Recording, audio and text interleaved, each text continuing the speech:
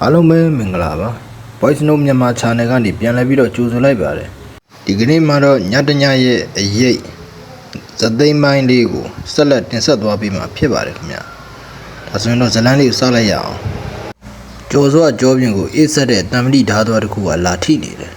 သူရှိမှရှိနေတဲ့အောင်ကြီးကတော့မြေကြီးပေါ်မှာသတိမေ့ပြီးလဲကျနေတဲ့ကိုတွေးလိုက်ရတယ်အောင်ကြီးကိုဒီမျက်နှာဖုံးစုပ်ကအနောက်ကနေရိုက်နှက်လိုက်တာဖြစ်ရမယ်မင်းမတူလဲကျော်စောအတန်ကြီးတုံရီနေတယ်မျက်နှာဖုံးဆွတ်ထားတဲ့သူကစကားမပြောဘူး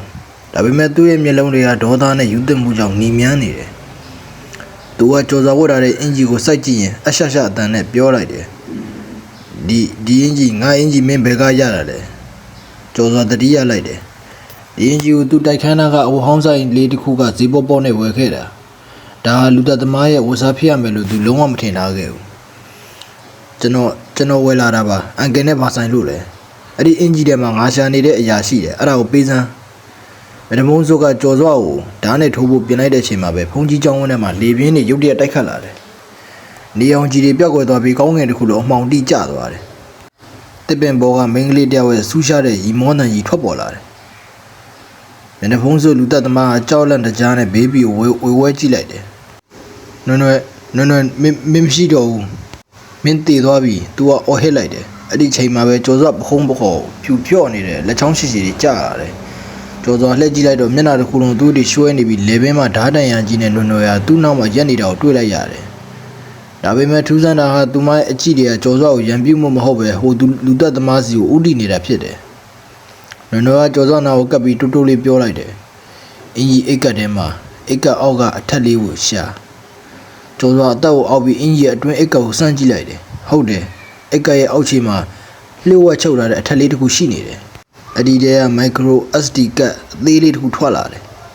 ဒါပါလဲကျော်စောရေရွတ်လိုက်တယ်လူသက်သမားအဲ့ဒီကတ်ကိုမြင်သွားတဲ့အခါယူသွတ်မတက်ဖြစ်သွားပြီးကျော်စောအနာကိုဓာတ်နဲ့ပြေးဝင်လာတယ်အဲ့ဒါငါ့ကိုပေးအဲ့ဒါငါ့ကိုထောင်းထဲပို့မဲ့တက်သေးတွေဒါပေမဲ့သူကျော်စောအနာစီမရောက်ခင်မှာပဲနွယ်ဝိညာဉ်ကလေထဲကနေပြန်ဆင်းလာပြီးလူသက်သမားရဲ့ခြေထောက်တွေကိုအမှောင်ရိပ်တွေနဲ့ရစ်ပတ်လိုက်တယ်လူသက်သမားမြေကြီးပေါ်ကိုဝုန်းကနေလဲကျသွားပြီးတစုံတယောက်ကသူ့ကိုအတင်းဆွဲခေါ်သွားတယ်လို့မျိုးဖုန်ကြီးကြောင်းနောက်ဖေးကအမှောင်ထုတွေကိုဒရွတ်တိုက်ပါသွားတော့တယ်မလုပ်ပါနဲ့တောင်းမမှန်တဲ့နွယ်ငါမှားခဲ့ပါတယ်၆ချားပေါ်ရအော်ဟစ်တန်ကတဖြည်းဖြည်းတိုးဝင်သွားပြီးပျောက်ကွယ်သွားတယ်ခိတ္တအကြမှာတော့ပတ်ဝန်းကျင်တစ်ခုလုံးပြန်လဲတိတ်ဆိတ်သွားပြီးနေအောင်ကြီးကပြန်လဲထွက်ပေါ်လာတယ်မနွယ်ဝိညာဉ်လည်းမရှိတော့ဘူးကျော်စောလက်ထဲက SD ကတ်လေးကိုစုပ်ကိုင်းရင်အောင်ကြီးကိုနှိုးလိုက်တယ်အောင်ကြီးထားတော့အားလုံးပြီးသွားပြီငါတို့ရေစကန်သွားကြရအောင်ရေစကန်ရောက်တဲ့အခါကျော်စောကသူရှာတွေ့ခဲ့တဲ့ micro SD ကတ်ကိုရဲရရှိဒီဗီထန်အနှံ့လိုက်တယ်အဲ့ဒီကတ်ထဲမှာရှိနေတဲ့အရာတွေကရဲတပ်ဖွဲ့ရဲ့ဦးတင်မကကျော်စောကိုပါတုံ့လှုပ်သွားစေခဲ့တယ်အဲ့ဒီထဲမှာနွယ်အသက်မခံရခင်လျှို့ဝှက်ရိုက်ကူးခဲ့တဲ့ဗီဒီယိုဖိုင်တွေရှိနေတယ်လူသက်သမားဟာအခြားသူမဟုတ်ပဲအဲ့ဒီတိုက်ခန်းရဲ့အိမ်ကြီးချင်းလူကြီးလူပေါင်းလုံးဟန်ဆောင်နေတဲ့ចောင်းဆရာတယောက်ဖြစ်နေတာပါသူဟာမူရဲ့စေဝါဂိုင်းတစ်ခုနဲ့ဆက်သွယ်နေတာကိုနွယ်ကတိသွားလို့အသက်ခံခဲ့ရတာဖြစ်ပါတယ်အဲ့ဒီအင်ဂျီကတော့လူသက်သမားအလောင်းဖြောက်စင်မှာအမှတ်မထင်ပဲကြံရိပ်ခဲ့ပြီးနှစ်တော်ကြာမှဝဟောင်းဆိုင်နဲ့ရောက်သွားခဲ့တာပါရန်နေငယ်ကြာပြီးတဲ့နောက်ကျော်သွားအဲ့ဒီတိုက်ခန်းနေမပြောင်းခင်မှာနွယ်အတွက်အမျှဝေဖို့စွန့်ကြွေးတရားနာပွဲလေးတစ်ခုပြုလုပ်ခဲ့တယ်အောင်ကြီးကတော့ကြောက်လွန်းတော့လာတော့မလာတော့ဘူးကျော်စောမင်းတကယ်ပဲအဲ့ဒီအခန်းကိုတညထပ်အိပ်အောင်လို့လားအောင်ကြီးကဖုန်းထဲကနေစိုးရင်တကြီးမေးတယ်အေးပါကွာဒီညနောက်ဆုံးမညပါငါသူမနှုတ်ဆက်ခြင်းလို့ညတက်ကောင်ရန်2:45မိနစ်တိကျော်စောကတင်ပေါ်မှာထိုင်နေရင်အမောင်တို့ကိုစိုက်ကြည့်နေမိတယ်ရေလိုကြောက်စိတ်တွေမရှိတော့ဘူးရင်ထဲမှာတမျိုးကြီးခံစားနေရတယ်အဲ့ဒီအချိန်မှာပဲအခန်းထဲမှာအေးမြတဲ့လေပြေးလေးတစ်ခုဝေဝဲတိုက်ခတ်သွားတယ်ကျေးဇူးတင်ပါတယ်အရင်ကလိုအရှရှအတန်ကြီးမဟုတ်ပဲနူးညံ့တဲ့မင်းကလေးတယောက်ရဲ့အတန်ကလေထဲမှာပြန့်နှံ့လာတယ်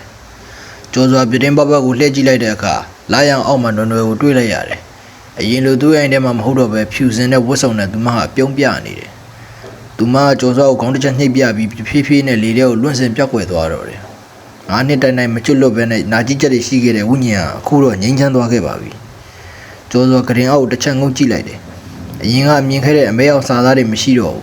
းဒါပေမဲ့အဲ့ဒီနေရာမှာဖြူစင်တဲ့နှင်းစီပွန့်ဖက်လေးတစ်ခုကြွေကျနေတာတွေ့လိုက်ရပါတယ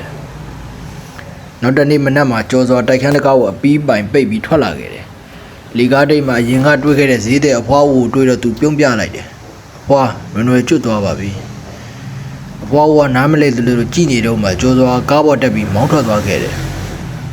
မှန်တဲ့ကနေတိုက်ခန်းဟောင်းကြီးကိုပြန်ကြည့်ပြီးတော့ဘင်းနေမောက်တစ်ခုမှာမင်းကလေးတယောက်လက်ဝဲရမ်းပြနေလို့မြင်လိုက်ရတယ်